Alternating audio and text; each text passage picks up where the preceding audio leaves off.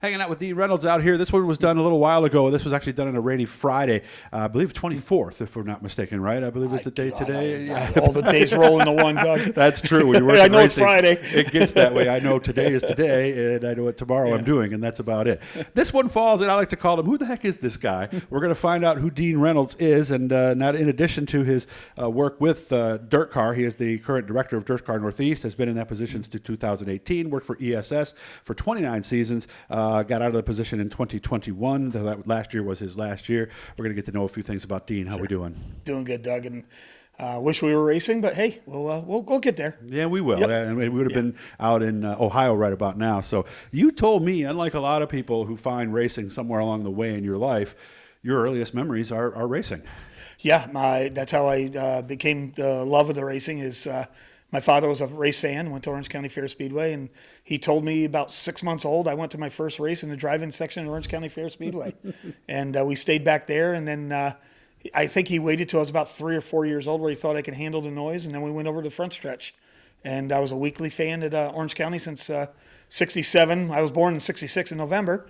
And from 67 to 84, I went there weekly. And Buzzy Rudiman's actually my hero, my idol. I was going to ask. I was a big Buzzy Rudiman fan when I grew up. That was it. So later, when you ended up working with him and being at events and stuff, of course, you never really did you? Because Buzzy was already out of the dirt scene by the time you got he was. in, right? But when he came up north, if you remember, he came up north running the Moody car, and he ran Brockville and stuff like that. I got to meet him. And actually, I did a story on him way back when. I think it was for Dean Nardi's Trackside magazine.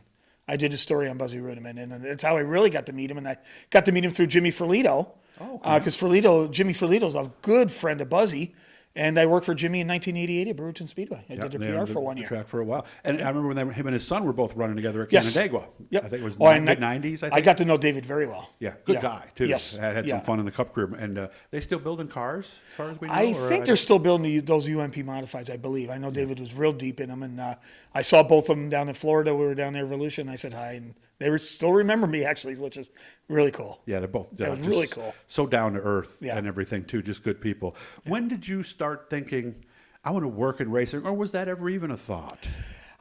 No, it was a thought. I mean, I went to college at Morrisville in 84 to 86. I got an associate's degree, and I've always wanted to get involved. And I've actually, always in a weird way wanted to write about racing, even though you want to be a writer. I was a terrible English student. I was a C English student at best. Well, how did you want to be a writer then? But I enjoyed the sport. I always wanted. I enjoyed the sport, and I wanted to tell people about it. Well, when I moved to Syracuse in 86 after I graduated, I wound up finding out where Dave Wright was with his new Auto Racer magazine.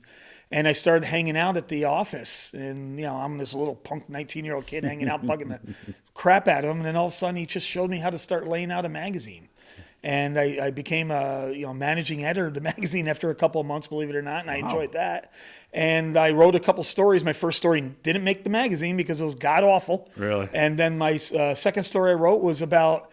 It was kind of funny. It was a little controversial. I wrote about how the small block modified drivers of Orange County were the best. And it ruffled some feathers because you had the cars from the North Country and everything, but they would always come to Syracuse and win.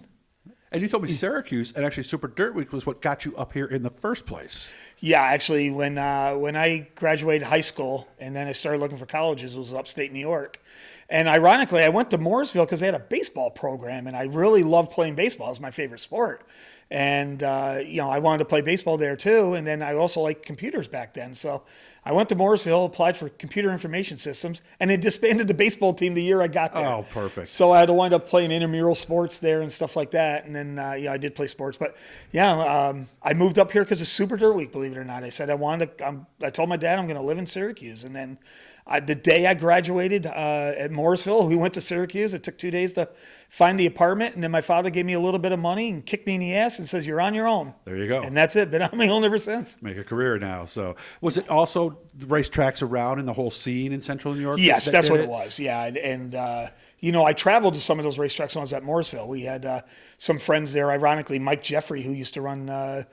He was a rookie of the year with Big Blocks back in 89 or 91 or some year like that. I got to know him. And there was other race fans at Morrisville that they would all pile into my car at a little 76 Plymouth Arrow I bought for $700. I remember those. And we traveled all around. So I went to Fonda and I went to Canandaigua, Can-Am, of course, Weed Sport, Rolling Wheels, of course, back then. And So I already went to those tracks, and then when I moved to Syracuse, Syracuse is the perfect area for racetracks, whether it's asphalt or dirt. Yeah, I'm 2 hours you got so many racetracks within. Yeah, and that's why I dozens stayed. and dozens. Yeah, within a 2 hour I radius. love Syracuse area. I've been here ever since. Me and my Arrow. I remember the commercials on TV. Yeah, absolutely. And I blew the engine right out of that darn thing coming home from college one day. Yeah, 76 right around there was the first time people started thinking fuel efficiency. So was right around. If you were on the road, obviously I slept you in the needed back of that thing during Super Duty. How did you even fit in the back of that thing? It's a hatchback. Back seat went down. Oh, nice. Yes, I used to stay at Rolling Wheels. Stay in the Rolling Wheels parking lot for free. All glamour in this game, isn't it, Dean? God. So when did you start thinking you wanted to do more than just write? Well, it was interesting because in '88, auto racer Dave was losing money and he couldn't hang on anymore, and I knew he couldn't pay me, and it was unfortunate because I loved it. But I got to know Jimmy Ferlito when he came into Brewerton Speedway, and he joined in with Chuck Trump back in '88. And so I went on up there and I said, Dave's still trying to keep the magazine going, but he can't pay me. He goes, are you looking for, public relations director? And back then I already started writing, for Auto Racer. And I think I started writing for Area Auto as well at that time. And then Jimmy said, yeah, why don't we bring you on? How much do you need? And I always hate when they ask that question. Yeah. And I said 150 a week. That's all I worked for. And that was my full-time job. And I worked at Brewerton in '88. I did enjoy it, but I didn't enjoy being at the same place.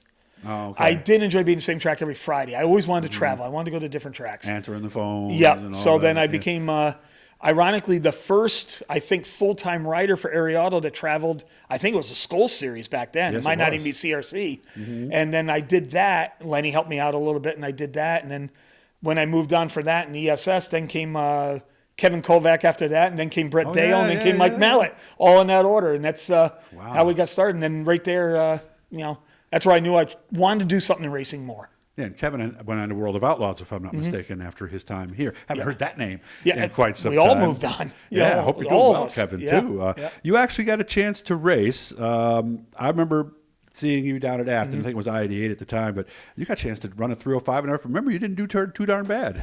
I always wanted to race, and I've we talked earlier. I've done some go-karts, done some street stocks, and actually Doug Emery and his father rented out what is the Freedom Raceway now, but back then I think it was called Arcade that Mike Lauterborn had. Yes. And they rented it out on Sunday. They never told me. They called me up and said, what are you doing on this Sunday? And I said, I got no plans. I said, well, you're going with me. And I said, okay. They didn't even tell me what it was. Really? And Doug shows up at my apartment. Or no, I met Doug, and all of a sudden there's the hauler, his motorhome with the trailer in the back. And then they told me, he goes, well, we rented out the track all day, and you're going to do some laps in a sprint car because we always wanted to see you do laps. And this was a 360. That was a 360. And then I got done doing 2 sessions, and Doug came on out, and he goes, you're ready to go racing. And with the go-karts and the street stocks and stuff, and I've done a lot of the go-kart leagues at Canastota and everything, so I've always felt I could race. And then so it was in the back of my head that I wanted to maybe do something else. So Mark Zemchik was a good friend of mine, and he ran some ESS, and he had a 305. And I approached him, and I said, hey, if I rent out your car for one night, would you be willing to do it? And he says, oh my God, Dean, I would love to. And so we gave him I remember I gave him $300, and actually my father sponsored it because he wanted to see me race. And back then, you again, unlike right after back college, then the 305s were only getting $300 to win, so I was giving him more money, the money there was to win. Beautiful. And Doug Emery came down and crewed. I had Chuck Miller was there taking photos. Mike Mallett came down to announce for that. All right. And I remember in the heat that I actually passed John Matrofalio, who became the champion of the club. Wow. The year later, I remember I started 23rd, finished 18th, and I enjoyed myself. And I got lucky. I got into the victory lane photo coming down for the checkered flag because Jamie Christian won the race. And he was lapping me on the outside, so and I saw the cameras go off. I go, I think I just made the victory lane shot. Nice. But that was a lot of fun. That he was just passing you for the lead at that point. That's what you told all your friends, right? Yeah, he got me on the last lap, No, it was, they had a full field, too. They had 23 cars on I-88 back then. And, it was. I got to find that bin that I took pictures of. I'll make sure I get that out there. I know my dad's got a YouTube video, but I can't find it anymore, and I didn't save it. So he's got a video of me running the warm-ups in the heat. Okay. So good to know this stuff. Now you guys know a little bit more about Dean. I didn't know all this stuff either. So great to see you. Hit the Blue E. Yeah. You'll see Dean on the road this year with the Super DIRTcar Series. Always good to see you, man. You take care of yourself, okay? Thanks, Doug. I appreciate doing this. Thank you.